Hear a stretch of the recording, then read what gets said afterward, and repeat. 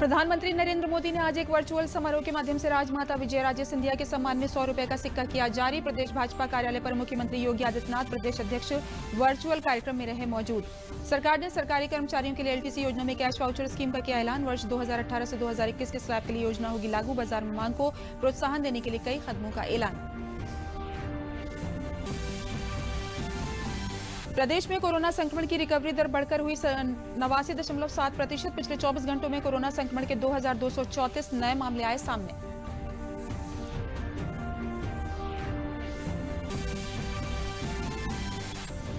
हाथरस मामले में इलाहाबाद हाईकोर्ट की लखनऊ खंडपीठ में आज स्वतः संज्ञान वाली याचिका में हुई सुनवाई। पीड़ित पक्ष और सरकारी पक्ष का बयान किया गया दर्ज। अगली सुनवाई होगी 2 नवंबर को।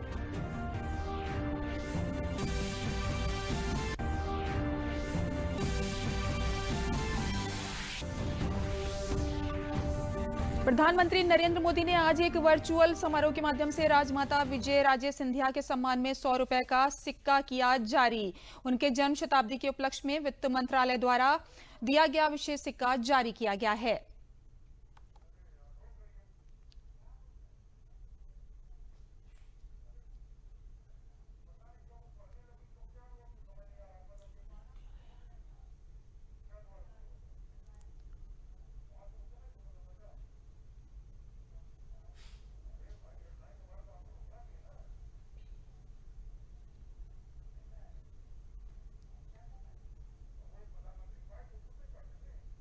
राजमाता जी केवल वात्सल्य मूर्ति ही नहीं थी, वो एक निर्णायक नेता थी और कुशल प्रशासक भी थी। स्वतंत्रता आंदोलन से लेकर आजादी के इतने दशकों तक भारतीय राजनीति के हर अहम पड़ाव की वो साक्षी रही। आजादी से पहले विदेशी वस्त्रों की होली जलाने से लेकर आपातकाल और राम मंदिर आंदोलन तक राजमाता के अनुभवों का व्यापक विस्तार रहा है। हम सभी जो उनसे जुड़े रहे हैं, जो उनके करीबी रहे हैं, वो उन्हें भली भांति जानते हैं, उनसे जुड़ी बातों को अच्छी तरह जानते हैं। लेकिन ये भी बहुत जरूरी है कि राजमाता की जीवन यात्रा को, उनके जीवन संदेश को देश की आज की पीढ़ी भी जाने, उनसे प्रेरणा ले, उनसे सीखे। इसलिए उनके बारे में, उनके अनुभवों के बारे में बार बार बात करना आवश्यक है। राजमाता विजयाराजे सिंधिया के जन्म शताब्दी वर्ष के समापन समारोह के अवसर पर विशेष स्मारक सिक्के के विमोचन में वर्चुअल माध्यम से आज राजधानी लखनऊ में भाजपा प्रदेश कार्यालय में मुख्यमंत्री योगी आदित्यनाथ, भाजपा प्रदेश अध्यक्ष स्वतंत्र देव सिंह, संगठन मंत्री सुनील बंसल समेत तमाम प्रदेश सरकार के मंत्रियों ने हिस्सा लिया। कार्यक्रम में प्रधानमंत्री नरेंद्र मोदी ने 100 रुपए के सिक्कों का विमोचन किया।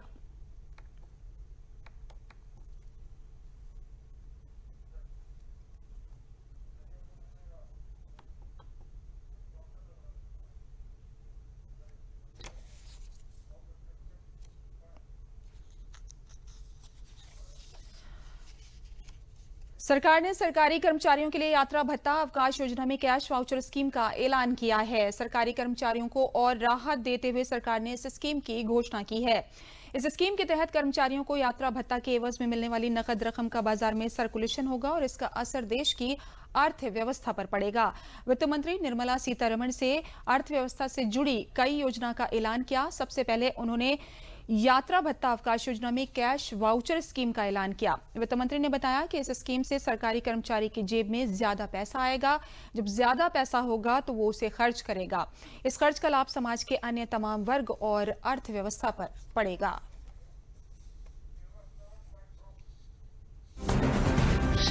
In the economy, by the central government and central government public sector undertakings, we estimate will be around 19,000 crores, and this is an approximation.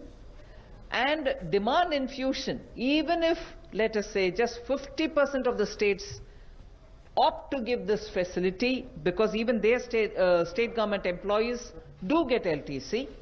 For them, if they give, we think that will bring in about 9,000 crores. Additional consumer demand generated as a result, we expect will be in the range of 28,000 crores. सरकार ने सरकारी कर्मचारियों के लिए यात्रा भत्ता अवकाश योजना में कैश वाउचर स्कीम का ऐलान किया है। सरकारी कर्मचारियों को और राहत देते हुए सरकार ने इस स्कीम की घोषणा की है। इस स्कीम के तहत कर्मचारियों को यात्रा भत्ता के एवज में मिलने वाली नकद रकम का बाजार में सर्कुलेशन होगा और इसका असर देश की अर्थव्यवस्था पर पड़ेगा।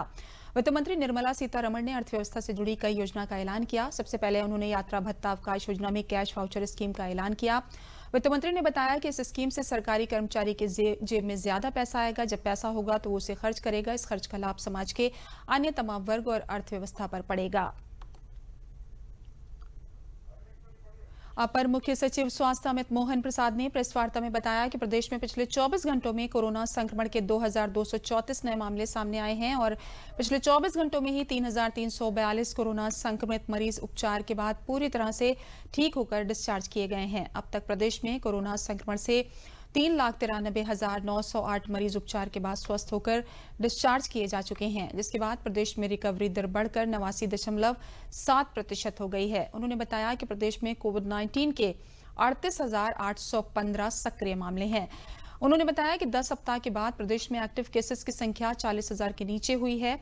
प्रदेश में अब तक कोरोना संक्रमित मरीजों में से 6,438 मरीजों की मृत्यु हो चुकी है। विगत 24 घंटों में संक्रमण के 2,234 नए प्रकरण सामने आए हैं। इसी अवधि में उपचारित होकर डिस्चार्ज होने वालों की संख्या 3,342 है। इस प्रकार अब तक कुल 3,93,908 लोग पूर्णतः उपचारित होकर डिस्चार्ज किए जा चुके हैं। प्रदेश में रिकवरी का प्रतिशत अब बढ़कर 89.7% हो गया है, 89.7%। इस समय एक्टिव इन्फेक्शन के केसेस की संख्या 38,815 है, अर्थात ये काफ़ी समय के बाद 10 सप्ताह से अधिक समय के बाद एक्टिव इन्फेक्शन के केसेस की संख्या 40,000 के नीचे हुई है। पिछली बार 40,000 के नीचे प्रदेश में एक्टिव इन्फेक्शन के केसेस 2 अगस्त को थे। 2 अगस्त के बाद आज 12 अक्टूबर को फिर से एक बार 40,000 से नीचे हमारे एक्टिव इन्फेक्शन के केसेस हो गए हैं। जो पिछले 24-25 दिनों में हमने देखा है कि एक्टिव इन्फेक्शन के केसेस में लगातार गिरावट आ रही है। जितने केसेस नए आ रहे हैं उससे ज़्यादा लोग रोज ही डिस्चार्ज हो रहे हैं और उसके कारण से ये संख्या में गिरावट हुई है और आज हमारी संख्या एक्टिव इन्फेक्शन की 40,000 से कम हो गई है। संक्रमित लोगों में से कुल 6,438 लोगों की अभी तक मृत्यु हुई है। बरेली में कल देर शाम केंद्रीय श्रम एवं रोजगार मंत्री संतोष गंगवार 452 सालों से आयोजित होने वाली रामलीला का विधिवत उन्होंने पूजन कर शुभारंभ किया। बरेली जिले की ये रामलीला सबसे ऐतिहासिक रामलीला है। वर्षों से चौधरी तालाब स्थित रामलीला का भव्य आयोजन होता चला आ रहा है, लेकिन इस बार कोरोना महामारी के चलते सांकेतिक रामलीला का आयोजन किया जा रहा है। ये रामलीला 11 अक्टूबर से शुरू होकर 27 अक्टूबर को समाप्त हो जाएगी। वहीं कोरोना की गाइडलाइंस का पालन करते हुए रामलीला का मंचन किया जा रहा है। इस अवसर पर केंद्रीय मंत्री संतोष गंगवार ने कहा कि उत्तर भारत की सबसे पुरानी रामलीलाओं में से ये सबसे पुरानी रामलीला है। इस बार रामलीला का सांकेतिक मंचन हो रहा है, ये सराहनीय है। वहीं रामलीला कमेटी के आयोजक राम गोपाल मिश्रा ने बताया कि कोरोना महामारी के चलते और सरकार की गाइडलाइंस के अनुरूप मेला नहीं लगाया जा रहा है। साथ ही इस बार भगवान श्री राम की बारात नहीं निकाली जाएगी।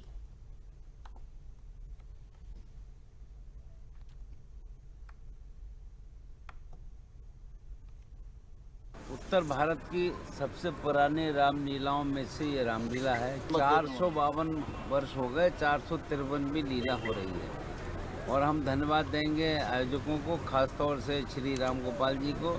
इस परिस्थितियों में भी जब कोरोना में सब काम बंद चल रहा है, इन्होंने ये हिम्मत की, बीड़ा उठाया और भगवान श्री राम की रामलीला का आयोजन करने का एक सांकेतिक रूप में जो तरीका अपनाया है, तय किया, उन्हें इसके लिए बहुत बहुत बधाई और शुभकामनाएं।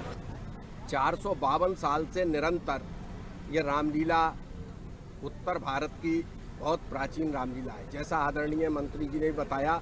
और मैं आपको यहाँ पर ये कहना और ये बताना आवश्यक समझता हूँ कि इस रामलीला का जो आज स्वरूप देख रहे हैं आप, भले ही कोरोना के कारण हम लोगों ने स्वरूप उसका छोटा कर दिया, लेकिन ये निरंतर जो आगे बढ़ी, इसमें हमारे आदरणीय श्री संतोष गंगवार जी का बहुत बड़ा योगदान है।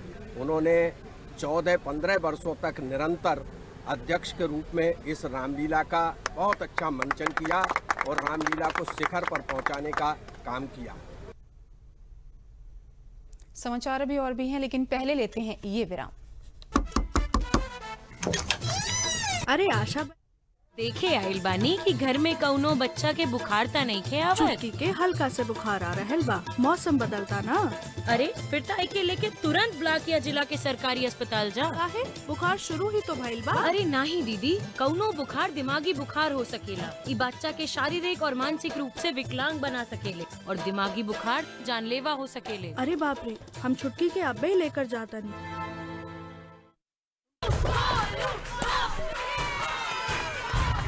बैटिंग तो अर्जुन कर रहा है, तो सब गोलू के लिए क्यों चेयर कर रहे हैं? वो तो घर पर बैठा है। अरे तुम्हें नहीं पता, वो इसलिए नहीं आया ताकि हमें इन्फेक्शन ना हो। नोवेल कोरोना वायरस बीमारी को फैलने से रोका जा सकता है। बुखार के साथ खांसी और छींक होने पर सार्वजनिक जगहों से दूर रहकर इसे फैलने से रोक सकते हैं। अपनी सुरक्षा के लिए हमारी मदद करें। अगर आपको खांसी, बुखार या सांस लेने में तकलीफ हो तो तुरंत नजदीकी स्वास्थ्य केंद्र जाएं। अरे आशा बहन, बस देखने आई हूँ कि घर में किसी बच्चे को बुखार तो नहीं आ रहा। छुटकी को हल्का सा बुखार आ रहा है, मौसम बदल रहा है ना। अरे फिर तो इसे लेकर तुरंत ब्लॉक या जिले के सरकारी अस्पताल जाओ। क्यों, बुखार शुरू ही तो हुआ है। अरे नहीं दीदी, कोई भी बुखार दिमागी बुखार हो सकता है। ये बच्चे को शारीरिक और मानसिक रूप से अपाहिज कर सकता है और दिमागी बुखार में देर जानलेवा होती है। अरे बाप रे, मैं छुटकी को अभी लेके जाती हूँ। दूरदर्शन समाचारों में आपका फिर से स्वागत है। बढ़ते हैं अगली खबर की ओर। प्रधानमंत्री नरेंद्र मोदी द्वारा शुरू किए गए जन आंदोलन जब तक दवाई नहीं तब तक ढिलाई नहीं पर मोहनलालगंज सांसद कौशल किशोर ने भी लोगों से अपील की है कि कोरोना से उचित सावधानी बरतें, मास्क लगाएं, सोशल डिस्टेंसिंग का पालन करें और बार बार साबुन से हाथ धुलते रहें। प्रधानमंत्री जी के इस जन आंदोलन का मैं स्वागत करता हूं और निश्चित तरीके से जो उन्होंने कहा कि जब तक दवाई नहीं तब तक ढिलाई नहीं, इसके लिए हम सब लोगों को हाथ धुलते रहना चाहिए, मास्क लगाते रहना चाहिए, लोगों से सोशल डिस्टेंस बना करके रखना है, दूरी बना करके रखना है, किसी के मोबाइल से ना बात करनी है, ना अपने मोबाइल से किसी को बात कराना है, किसी का सामान छूना नहीं है, ना अपने सामान को छूने देना है। तो ये सारी चीज़ों को ले करके हमको ध्यान में रखना ताकि हम कोरोना से पूरी तरीके से लड़ सकें और कोरोना के लिए फिर दवाई की ज़रूरत हमारे देश में ना पड़े, इसके लिए हमें ढीला नहीं रहना है। इसको जन आंदोलन के रूप में करेंगे तभी हम कोरोना से लड़ पाएंगे। फर्रुखाबाद के सांसद मुकेश राजपूत ने कहा कि भारत सरकार ने किसानों के हित में जो 3 कृषि बिल पास किए हैं, जनमत विहीन कुछ विपक्षी पार्टियों के नेता व मंडियों के बिचौलिए किसानों को भड़काकर अपनी राजनीति चमका रहे हैं, लेकिन किसान समझदार हैं, इस कारण इनके बहकावे में नहीं आ रहे हैं। अब किसान आंदोलन में केवल बिचौलियों और कुछ आधार विहीन पार्टियों के कार्यकर्ता ही रह गए हैं। आज से कम से कम 30-40 साल पहले स्वामीनाथन की रिपोर्टें लागू हुई थी, कई बार भी लागू नहीं हो पाई, लेकिन माननीय मोदी जी ने स्वामीनाथन की रिपोर्टों को अक्षर सा लागू कर रहे हैं। लगभग 70% रिपोर्ट लागू भी कर चुके हैं। MSP पहले कभी नहीं लगती थी, हर एक चीज पे minimum support price Modi ji ने चालू किया, ये भी स्वामीनाथन की पहली चीज थी। दूसरा, उन्होंने कहा था खेत की भी वैसे ही रखवाली हो जैसे आदमी अपनी डॉक्टरी कराता है, इस तरीके से सॉइल हेल्थ कार्ड वगैरह ये बने, किसानों में कर्जा ना हो, तो इसके लिए किसानों को कर्जा भी माफ कराया। तो लगभग 70 बातें उसकी जो है स्वामीनाथन रिपोर्ट की अक्षरशः माननीय मोदी जी ने लागू की हैं। और आप ये कैसे कह सकते हैं कि ये बिल किसान विरोधी है? मैं समझता हूँ और महसूस करता हूँ कि किसान किस तरह से मेहनत करके अपना पसीना बहाकर पैदा करता है। ये जो बिल सरकार ने पास किया है कि किसान जहाँ चाहे वहाँ अपनी उपज पूरे देश के किसी भी मंडी में बेच सकता है। ये भारतीय किसानों के लिए बहुत ही अच्छा वरदान सिद्ध हुआ। किसान अब समझदार भी है, पढ़ा लिखा भी है। जैसे मैं इंटर कॉलेज का प्रिंसिपल, किसान भी था और अब फिर किसान हूँ। समझ रहा हूँ कि जब मुझे तो जहाँ अच्छी कीमत मिलेगी वहाँ बेचूंगा, इसमें मेरा ही हित है। पहले जो था किसानों को अपनी फसल पैदा करने के बाद में या तो अपने खेत में बेच ले और या मंडी में ले जाके बेचे। खेत में बेच लेता था, जो लेता था तो उसे मंडी शुल्क पड़ता था। वो मंडी शुल्क देने अदा करने के बाद में टैक्स देने के बाद ही दूसरी जगह ले जाता था। या किसान स्वयं ले जाना चाहे तो भी वो मंडी शुल्क अदा करता था। अब किसान स्वतंत्र है, किसान अपनी मंडी में भी बेच सकता है, स्वतंत्र किसान अपने घर पर भी बेच सकता है, और या किसान मंडी के बाहर भी बेच सकता है, या किसान हिंदुस्तान की किसी भी मंडी में ले जाके अपनी फसल को बेच सकता है। उस पर जो टैक्स के रूप में जो पैसा लगता था टैक्स के रूप में, वो टैक्स के रूप में पैसा भी नहीं लगेगा। और रास्ते रास्ते में उसके गाड़ियों को रोकने के लिए इंस्पेक्टर खड़े रहते थे मंडी विभाग के, वो मंडी विभाग के इंस्पेक्टर भी उसे तंग नहीं करेंगे। जनपद कानपुर देहात में चंद्रशेखर आजाद कृषि एवं प्रौद्योगिकी विश्वविद्यालय ने गांव में कुपोषण दूर करने की तैयारी की है। वहां की गर्भवती महिलाओं और उनके बच्चों को सस्ती तकनीक से पौष्टिक आहार दिलाया जाएगा। ग्रामीणों के परिवार के लिए खास तरह के किचन गार्डन विकसित किए जाएंगे, जिनसे साल भर तक गुणवत्ता और पोषण से भरपूर भोजन मिल सकेगा। इस अभियान की शुरुआत कानपुर देहात से की गई है। वहां के 10 ब्लॉकों के एक गांव गोद लिए जाएंगे, जिसमें अभी मैथा ब्लॉक के अनूपपुर गांव को गोद लिया गया है। विश्वविद्यालय में विभिन्न विभागों के विशेषज्ञों की टीम बन गई है। अगले 3 महीने में उन गांवों को मॉडल के रूप में तैयार करने की योजना है।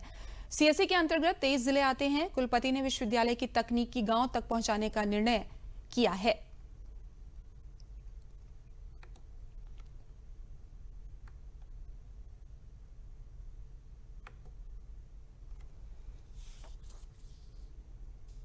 पोषण के बारे में बताया जा रहा है, क्या कौन सा कैसा न्यूट्रिशन लें ताकि हम लोगों का ग्रोथ हो। और उन्होंने ये भी बताया कि हाइट के हिसाब से हमारा वेट कितना होना चाहिए, ये भी उन्होंने बताया।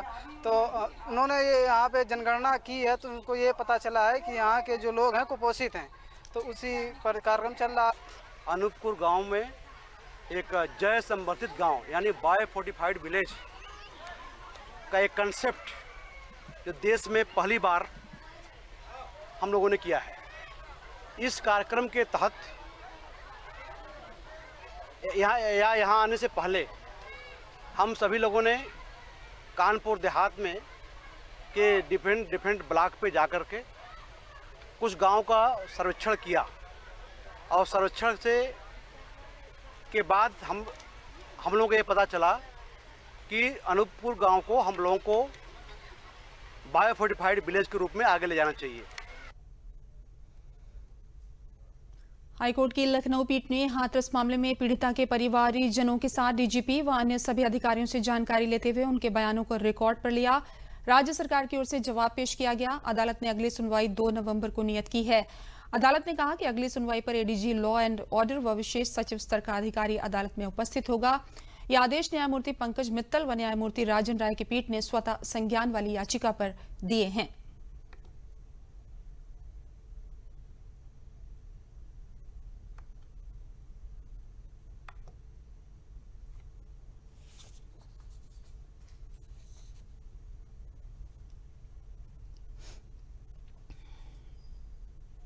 दो नवंबर की डेट हुई है। सरकार की तरफ से हम लोगों ने अपना हलफनामा दाखिल किया है।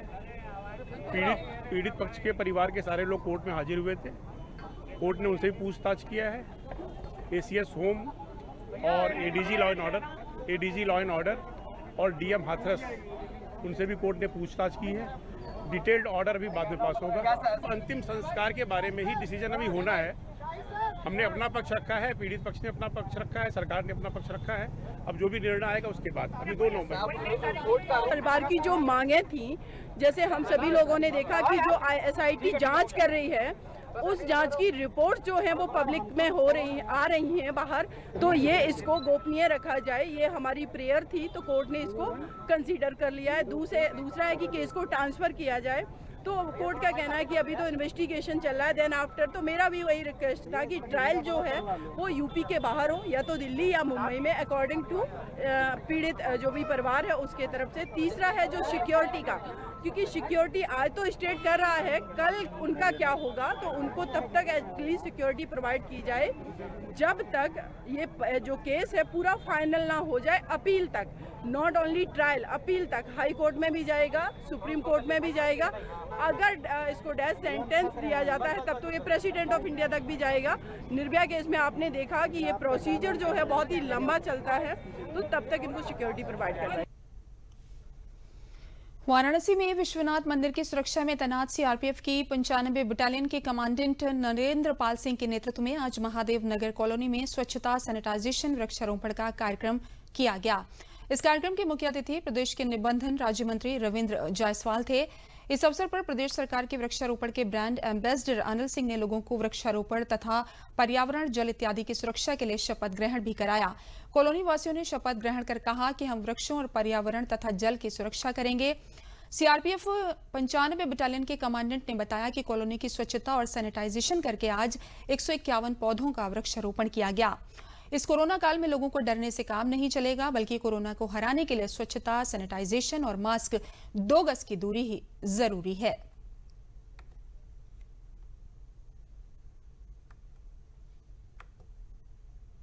आज सीआरपीएफ की तरफ से किस तरह की पहल की गई है?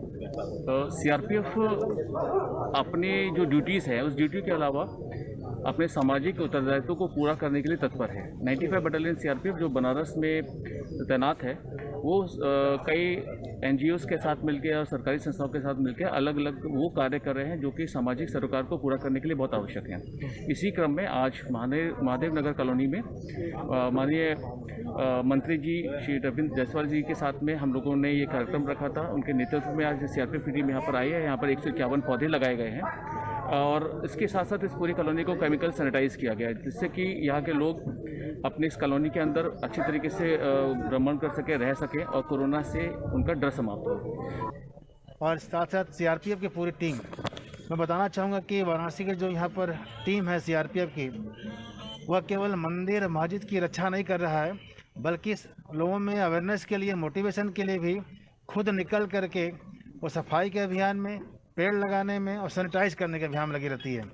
आज इस महादेव नगर कॉलोनी में इस टीम ने सैनिटाइज किया है, इस कोरोना काल में सैनिटाइज किया है, सफाई किया है और वृक्षारोपण कर रहे हैं। मेरा मानना है कि जब देश के प्रधानमंत्री जी कहते हैं कि हरियाली ही जीवन है, तो मोदी जी का यह क्षेत्र काशी है।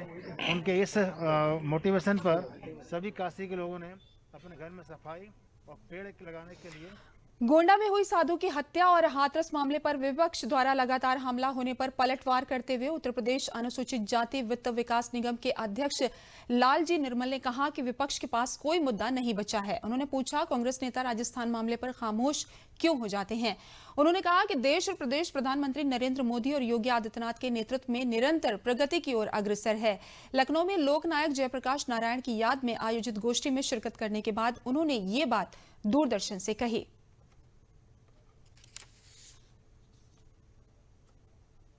ये किसान मेला में हम लोग सभी किसान तक पहुंचना चाहते हैं। हमारे बैंक के शाखा प्रबंधक, फील्ड ऑफिसर, हम लोग किसान भाइयों तक पहुंचे, उनको बैंक के जो हमारे स्कीम है उसके बारे में बताए। और आज ये प्रोग्राम में हम लोग 184 किसानों को 5 करोड़ 22 लाख रुपए का ऋण वितरण कर रहे हैं। तो बड़ौदा बार बार किसान मेले का आयोजन करता रहता है और इसके लिए हमारे ब्रांच लेवल पे, रीजनल लेवल पे मीटिंगें करते रहते हैं, चौपाल करते रहते हैं, ई चौपाल भी करते हैं, जिसमें कृषि के बारे में, योजनाओं के बारे में। रामपुर कृषि विज्ञान केंद्र में बैंक ऑफ बड़ौदा द्वारा किसान मेले का आयोजन किया गया। इस अवसर पर किसानों को जागरूक करने के लिए मंडल स्तर पर किसानों को जुटाया गया। केंद्र सरकार द्वारा आत्मनिर्भर बनाने के लिए स्वरोजगार योजना के तहत 5 करोड़ 22 लाख रुपए देकर चेक द्वारा किसानों को सम्मानित भी किया गया है। ट्रैक्टर भी किसानों को देकर बैंक ऑफ बड़ौदा के मंडल क्षेत्रीय अधिकारियों ने किसान को आत्मनिर्भर बनाया है। केंद्र सरकार की योजनाओं को महत्वपूर्ण योगदान दे रहा है। रामपुर में चाकू, जरदोजी, कारपेंटर, टोपी आदि के लिए भी बड़ौदा बैंक लोगों को लाभान्वित करने की नियत से आत्मनिर्भर बनाने में आगे है। बड़ौदा किसान मेले में किसान सम्मानित भी किए गए।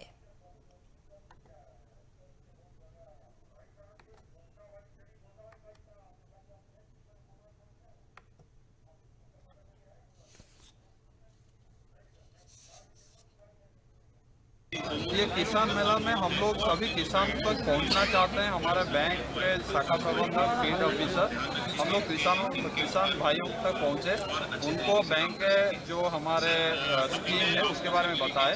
और आज ये प्रोग्राम में हम लोग 184 किसानों को 5 करोड़ 22 लाख रुपए का ऋण वितरण कर रहे हैं। बड़ौदा बार बार किसान मेले का आयोजन करता रहता है और इसके लिए हमारे ब्रांच लेवल पे, रीजनल लेवल पे मीटिंगें करते रहते हैं, चौपाल करते रहते हैं, ई चौपाल भी करते हैं, जिसमें कृषि के बारे में, योजनाओं के बारे में जानकारी दी जाती है और ये चलता रहता है।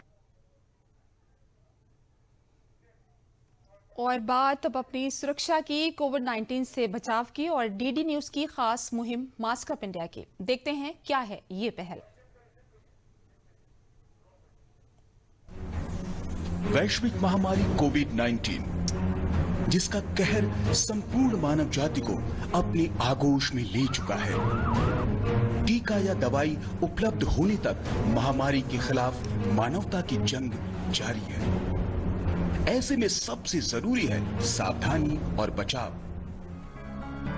फेस मास्क कोरोना से रोकथाम का सबसे प्रभावी उपाय साबित हुआ है। विश्व स्वास्थ्य संगठन और विशेषज्ञों की शोध का भी यही निष्कर्ष है कि मास्क से मुंह और नाक को अच्छी तरह ढककर कोरोना संक्रमण को कम किया जा सकता है। कोरोना संक्रमण से बचाव के लिए मास्क पहनने के साथ ही जरूरी है मास्क को सही तरीके से पहनना। बहुत से लोग मास्क से नाक और मुंह को सही तरीके से नहीं ढकते हैं, जिससे संक्रमण का खतरा बना रहता है। बिना मास्क या फेस कवर के घर से बाहर निकलने की अभी कल्पना करना भी सही नहीं है। जुड़िए डीडी न्यूज की खास मुहिम मास्क अप इंडिया के साथ। मास्क पहने और अपने मुंह और नाक को अच्छी तरह ढके। अपने परिवार के सदस्यों और दोस्तों को मास्क पहनने के लिए कहें। Mask up India, mask up India. DD news के माध्यम से सबको बताना है, कोरोना को हराना है, मास्क जरूर लगाना है। Mask up India, mask up India, mask up India.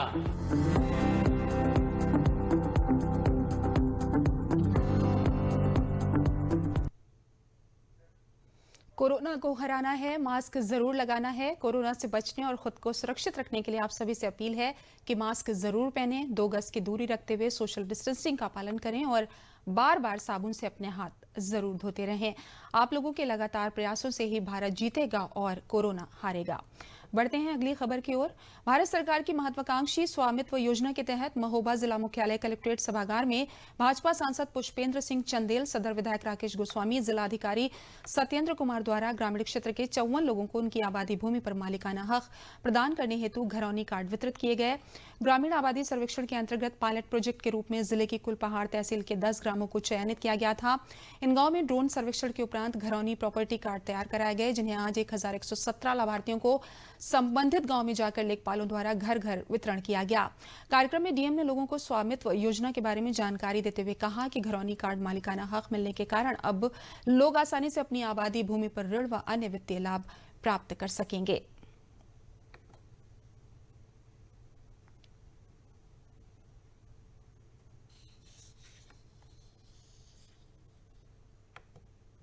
ये एक स्वामित्व योजना है जो प्रधानमंत्री द्वारा चलाई गई। ये सबसे अच्छी योजना है। पहले मान लो शहरों में होती थी, रजिस्ट्रियाँ वगैरह होती थी, देहातों में इसी प्रकार से मान लो मकान एक दूसरे को दे दिया जाता था बिना रजिस्ट्री के, लेकिन अब कोई अगर कब्जा करता है उसको छुड़ाने में भी दिक्कत होती थी। अब स्वामित्व में ये है कि हमको हमारा मकान मिल गया है, इससे हमको लोन भी मिल जाएगा। सबसे अच्छी योजना है ये। हम योगी आदित्यनाथ जी को, जो हमारे मुख्यमंत्री हैं उत्तर प्रदेश सरकार के, और जो हमारे प्रधानमंत्री जी हैं, उनको बहुत बहुत धन्यवाद देना चाहते हैं कि जो हमारा जो स्वामित्व प्रमाण पत्र हमको मिला है, इससे जो हम अपने स्वयं के मालिक हो चुके हैं अपने मकान के, से हमको लोन भी मिलेगा। हम अपने बच्चों के बारे में भी सोच सकते हैं, इसके बारे में हम भी अपने आगे कारोबार बढ़ा सकते हैं। प्रधानमंत्री जी की प्रेरणा से स्वामित्व योजना के अंतर्गत जो है वो आबादी क्षेत्र में, गांव के आबादी क्षेत्र में जितने घर होते हैं उनके घरौनी देने की जो है वो आज शुरुआत की गई है। जैसे पहले खेतों के लिए खतौनी होता था, अब घरों के लिए घरौनी दिया जाएगा। अब जिस किसी के पास भी घर है उसके पास भी एक प्रॉपर्टी की कागज़ होगा जो कि हमारे राजस्व विभाग के द्वारा दिया जाएगा, और वो इस प्रकार के जो भूमि विवाद जो आबादी क्षेत्र से जुड़े रहते थे उसको पूरी तरीके से हमेशा के लिए समाप्त कर दिया जाएगा। और इस प्रॉपर्टी डॉक्यूमेंट के आधार पर लोगों को लोन भी बैंक से आसानी से मिल पाएगा। जो गाँव की जो विकास की कार्य योजना बनती है वो भी बहुत बेहतर तरीके से बन पाएगी। इसी के साथ समाचार समाप्त हुए। नमस्कार।